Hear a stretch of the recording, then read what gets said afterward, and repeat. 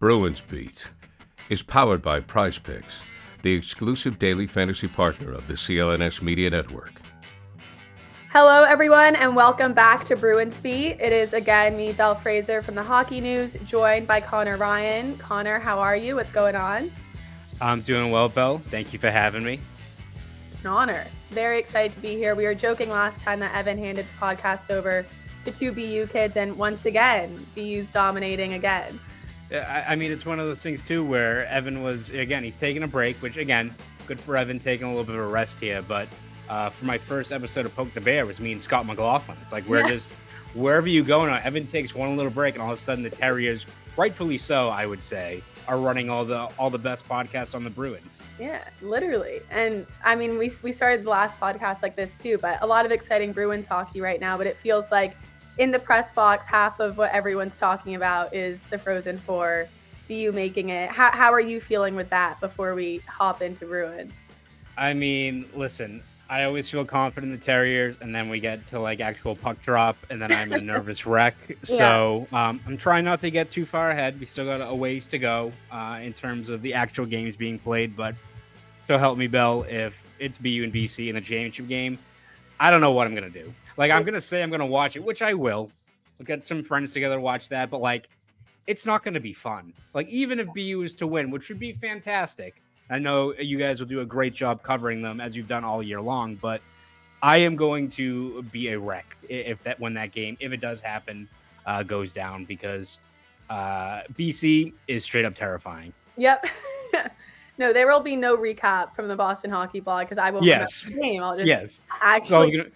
It's all gonna be written in like wingdings, whatever those like the thing is, or it's gonna be just exclamation points. Yeah, it was crazy. I mean, we talked to Coach Pandolfo today, and I didn't realize it's only the second time BU and BC have both been in the Frozen Four at the same time, which is kind of crazy looking at the Parker York legacies and how good both the programs were individually. So right, but not jinxing it. BU could lose against Denver. True. So True. Let's not get ahead of ourselves. Yes, absolutely.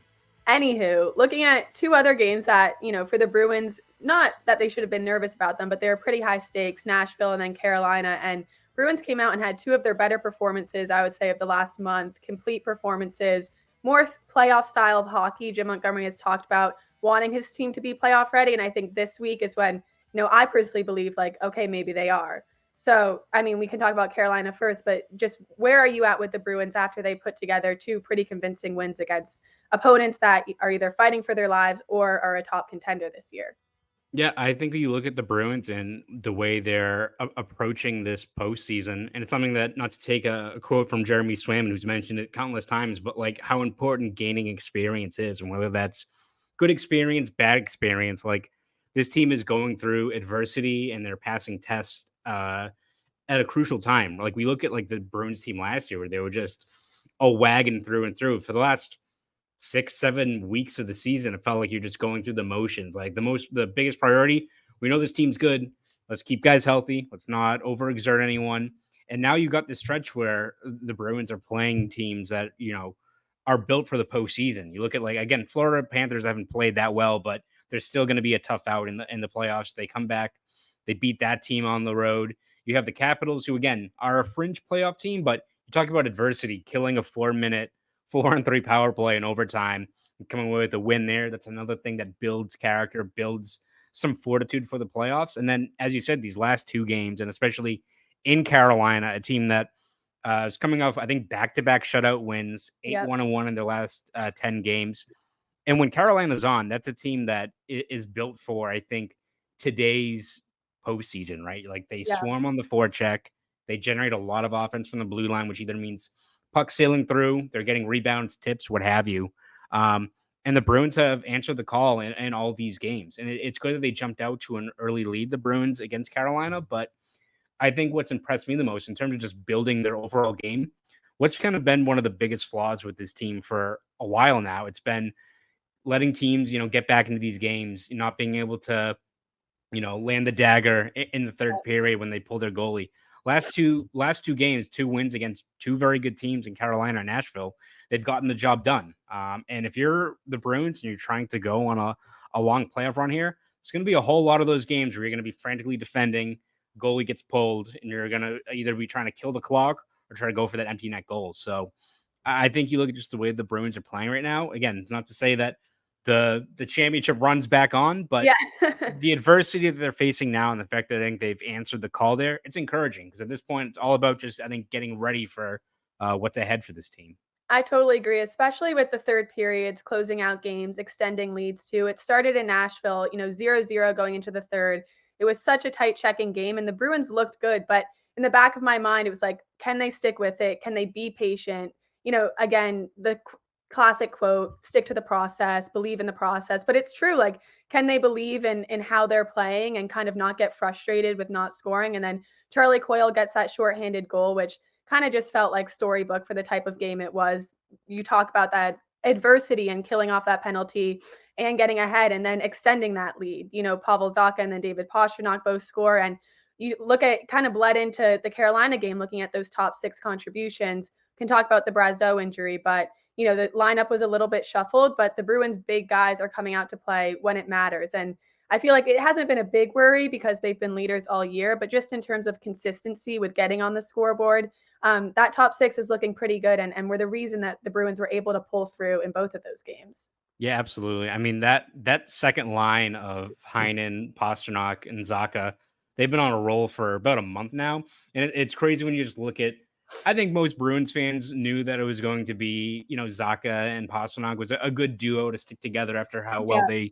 they played last year. But can you imagine telling Bruins fans in mid-July, we're at a point here where it's like, all right, Bergeron's retired.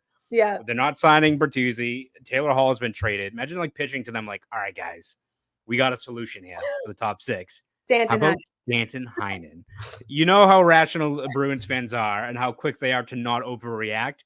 They'd be losing their minds. But give full credit to Heinen in terms of just how he's played, but how well I think he's meshed with that group. And I mean, the numbers speak for themselves in terms of the Bruins. I think have outscored teams 14-4 when that line's been out there this year.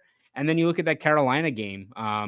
It's huge for Brad Marchand to get on the board there as well. Yeah. I mean, he threw the monkey off his back after finally getting that 400th goal. And that's a guy that, is your emotional leader. He's the guy that we know is going to drag this team into the fight. He's going to be the guy that, tries to land a big hit or, gets involved after the whistle if the team is kind of dragging in a period once you get into the playoffs. But to have him feel confident about his game, finally get rewarded on a play in the offensive zone, that's going to be huge for his confidence going into, he's a seasoned veteran, but his first year as Bruins captain, there is that added weight and expectation that I think comes with that.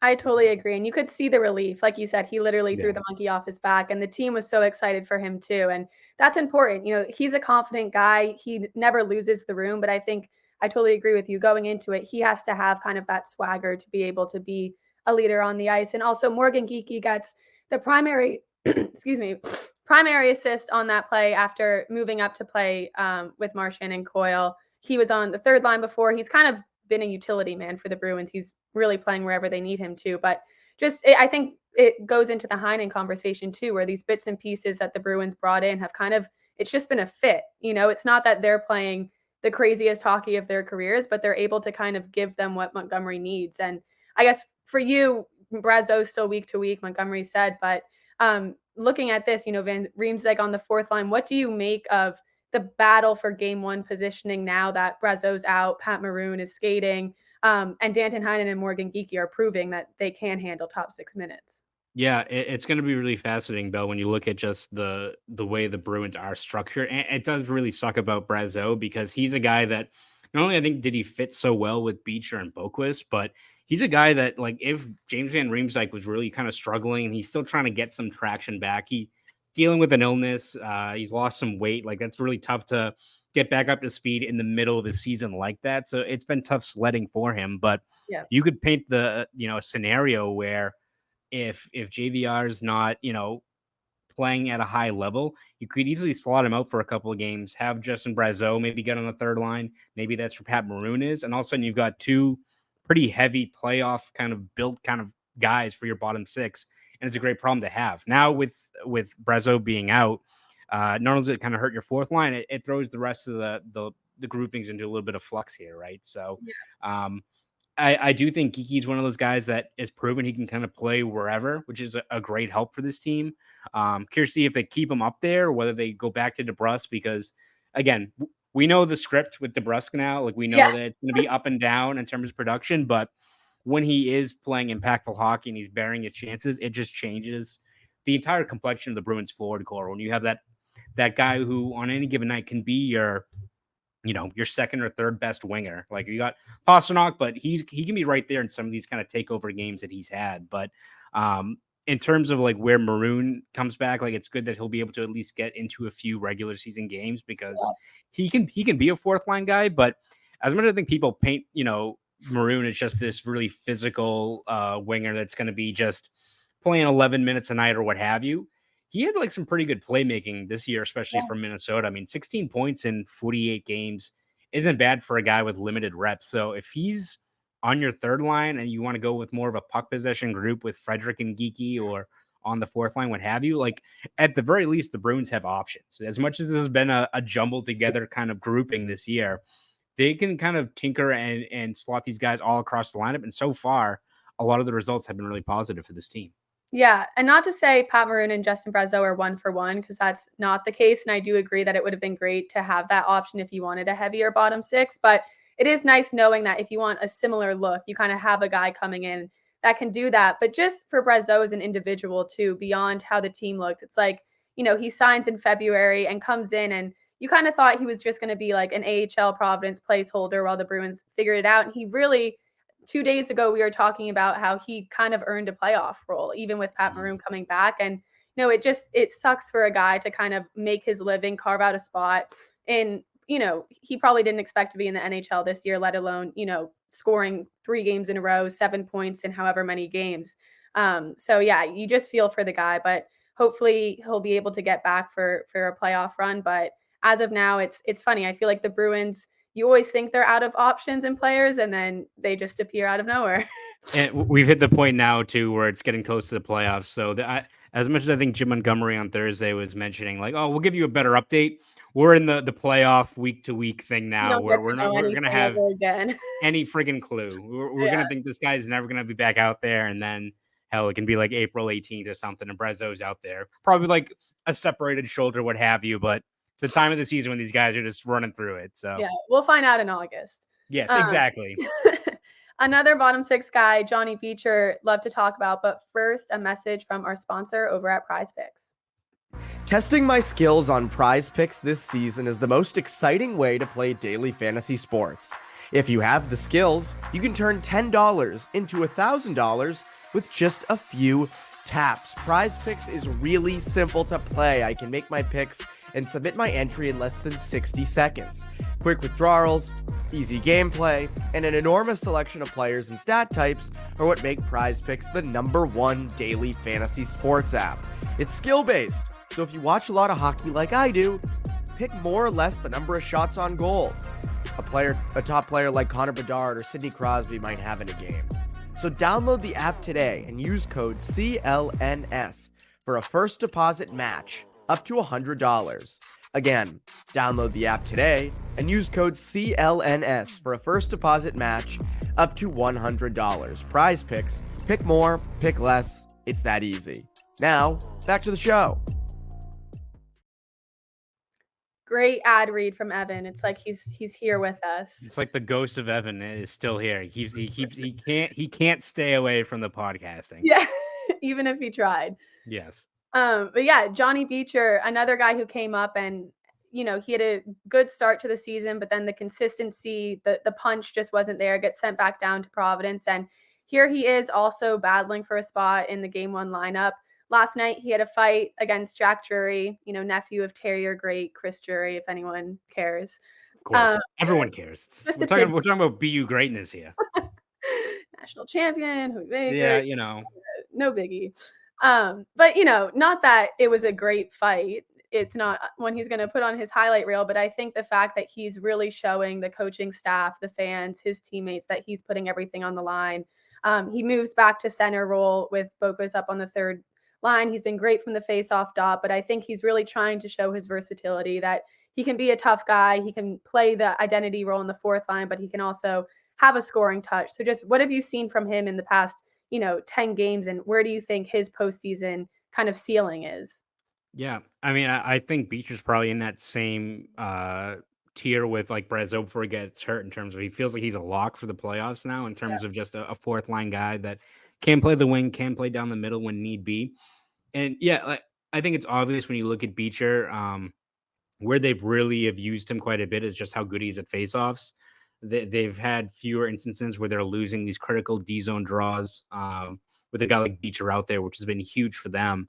But he's doing kind of the little things, as you said, like that are keeping him in the lineup. Like I think it was Mark Diver who keeps tabs on everything going on with the Providence Bruins Yeah. of like, Beecher, you'll take the goal here and there. Obviously, you'll take the great faceoff work, but where he's impactful too is like he's one of those guys that is so great at skating, has such great acceleration, but he's also 6'3". Like Yeah. he can throw his weight around. He's kind of one of those guys that I think fits the mold as to where the NHL is going in terms of like an ideal fourth line guy. Like it's obviously not the Sean Thorntons of the world anymore on your fourth line, but like Beecher, I think kind of reminds me a little bit of a guy like Sean Corrali, who was 6'3", really, really good skater, can hold on to the puck, is tough to knock off the puck, is first in on pucks when he's moving his feet. And that can make a big difference in the playoffs, especially when you have a guy that can beat you to pucks, can hold on to pucks. Again, in the fourth line where they're going to be faced with a lot of really, really tough matchups, sometimes winning like the battle on your shift is just holding the puck in the other team's zone, having the Matthews or whoever they're matched up against play, chase you with the puck. Like as much as many of those don't register on the score sheet, they don't maybe look good in terms of your Corsi rating or what have you. Those shifts can go a long way towards building into the overall team game. So I think you've seen Beecher, whether it's, stepping up and fighting Drury, we see him landing a few really good hits on the forecheck, winning pucks, all those things. He's doing whatever he can to carve out a steady role, and the face-offs, the occasional goal here and there is kind of just icing on the cake.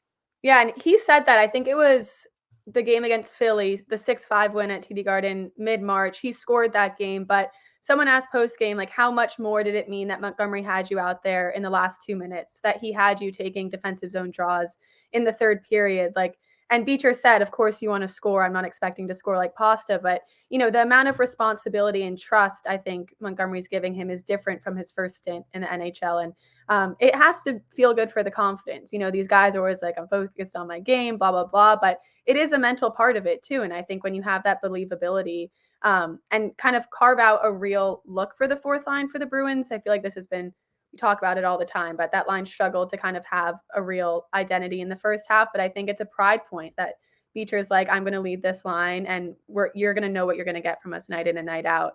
And that consistency has been great for them. Yeah. Just to go back to Carolina too, I feel like we can't skip over Pasternak's goal. Kind of just ridiculous. He made it look so easy, extends it to, I think, 2-0 at that time. But Carolina has man-on-man defense. So it looked like Jarvis kind of like, was like, do I go all the way down in the corner and follow him there? And Pastrnak was like, if you're going to give me this space, I'm going to just roof it on your goalie. Like, if there's ever a person to like not give space, it's probably like David Pastrnak. Like who else is in that category? Like Matthews with the puck on his stick, McDavid, obviously. It's like, again, at that point, I know you're trying to stick to the man on man, but got to make some concessions, some adjustments here and there when you got a guy like Pastrnak with the puck on his stick like that. But again, it's a credit to Pastrnak in terms of making the most of when there are those lapses in a game. Like it's the same thing when the playoffs come. Like every team knows when Pastrnak or Matthews or McDavid are on the ice. It's all about how those players can counter those things, right? And I think that's why, even though Pastrnak probably won't finish like top 3 in Hart Trophy voting this year, I feel like this has probably been his best year overall, because it takes one thing to be a guy who's, has a 60-goal season to rely on that so heavily. But like, he's not like Ovechkin where it's like, I'm going to be posted up at the left circle waiting for the shots. Like, yeah.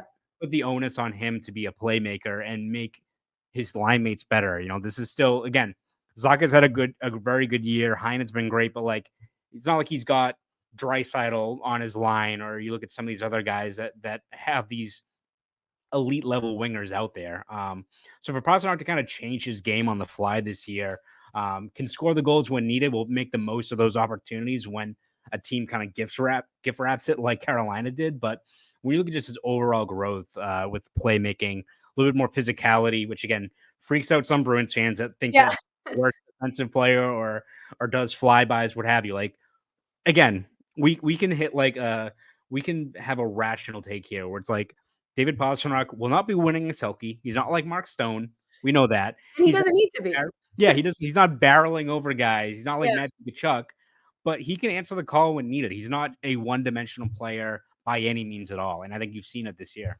Yeah, I totally agree. And again, like you said, not to discredit Danton Heinen and Pavel Zacha, but it is true. Like the people he's playing with and the numbers he's still posting while benefiting his line mates' games, I think speaks for itself. And not to compare it to a rival, but like you look at Artemi Panarin of the Rangers, and those two have paired a lot this season. And, he's playing with Vincent Trocheck and Alexei Lafreniere right now, which again are two great players. But I think that's part of the reason Panarin and Pastrnak have been compared is like their production and the way that they've elevated everyone around them when not playing with, the super line in Toronto. I think, maybe he won't be in the conversation, but it makes a lot of sense if he was, in my opinion, for the Heart. We'll look ahead at the Bruins' upcoming game against the Florida Panthers on Saturday, but first a note from Factor Meals. Let me tell you about my good friends over at Factor Meals. Eating better is easy with Factor's delicious, ready-to-eat meals. Every fresh, never frozen meal is chef-crafted, dietitian approved, and ready to go in just 2 minutes. You'll have over 35 different options to choose from every week, including Calorie Smart, Protein Plus, and Keto. Also, there are more than 60 add-ons to help you stay fueled up and feeling good all day long. What are you waiting for? Get started today and get after your goals. 2-minute meals, fuel up fast with Factor's restaurant quality meals that are ready to heat and eat whenever you are. Pancakes, smoothies, and more. If you're looking for fast, premium options with no cooking required, sign up and save. We've done the math. Factor is less expensive than takeout, and every meal is dietitian approved to be nutritious and delicious. So head to factormeals.com/Bruins50 and use code Bruins50 to get 50% off. Again, that's code Bruins50 at factormeals.com/Bruins50 to get 50% off. Now, back to the show. All right. So like we said, Bruins are facing the Florida Panthers on Saturday. Played them last Tuesday, week from Tuesday. And I feel like that almost jump-started that road trip. They ended up going 4-2, which is a great record for being on the road for 6 games. But it felt like the desperation, the emotional buy-in, another level of grit, and kind of just getting to that postseason style of hockey was against the Panthers team that obviously there's history against. But just what are you looking for in this matchup, Connor? I know we talked a lot about the forward lines changing, but Bruins still have 8 defensemen right now. Montgomery's kind of switching it up, he says, based on matchup. Lindholm and McAvoy were still together, and then Peak and Shattenkirk gets a chance. But, I mean, back end and also in general, just how do you think the Bruins are game planning against the Panthers team that, like you said, it's been struggling, but it's never going to be an easy game? Yeah, I mean, I think it's just the way Florida plays. It's just the perfect kind of, maybe not audition, but the perfect test for the Bruins in terms of what's to come, right? And it's not to say that they're going to play, it's inevitable they're going to play Florida, but you look at just how Florida goes about, generating offense. Look at how, prickly they are after the whistle. Like, all these things are things you're going to face with several teams in the playoffs. And I think it also probably helps out that, one, the Bruins have something to play for. Like, they can really solidify their spot at the top of the Atlantic Division with the win. But also you got Florida, who's, if you've listened to Paul Maurice's post-game pressers last week or two, not very happy. Like, they're really trying to gain some traction here and get back into it.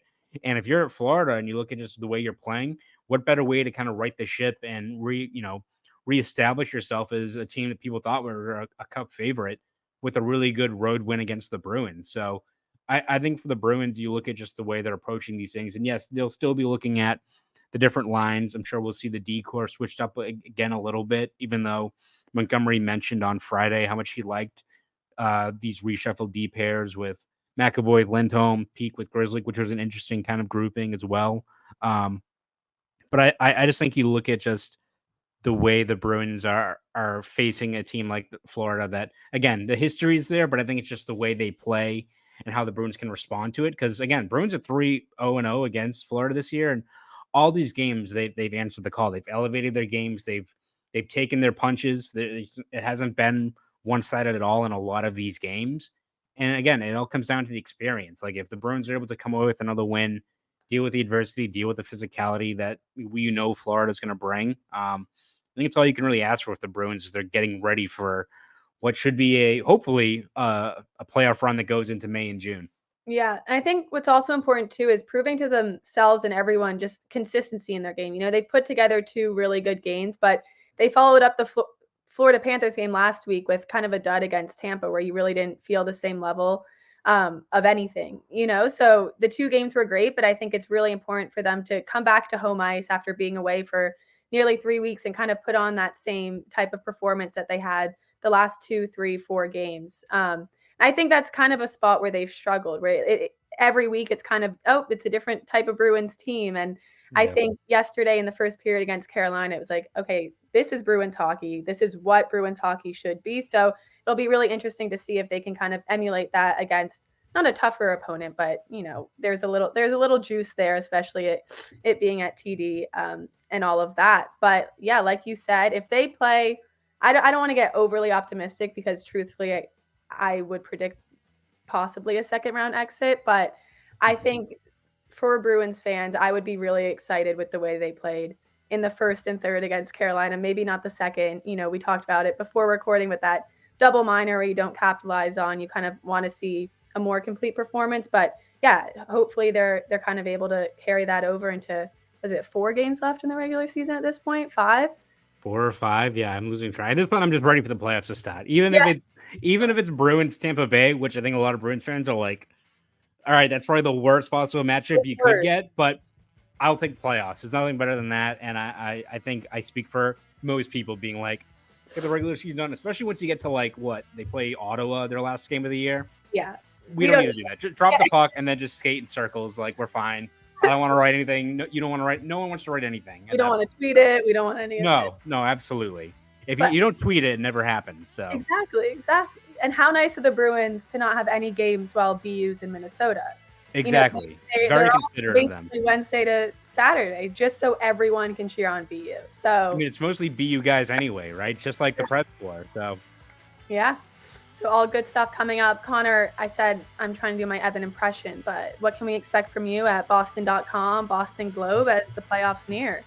Yeah, we're going to have you covered every step of the way, whether it's game recaps, features, breakdowns, playoff previews, finally. All that good stuff will be over at Boston.com and the Globe, so you can read it there. If you want to follow me on Twitter, you can at Conor Ryan _93. It's a great follow. One of the best out there. Thank you. That was Bruins Beat this week, everyone. Thanks for tuning in, and thanks for hopping on, Connor. Yep, thanks.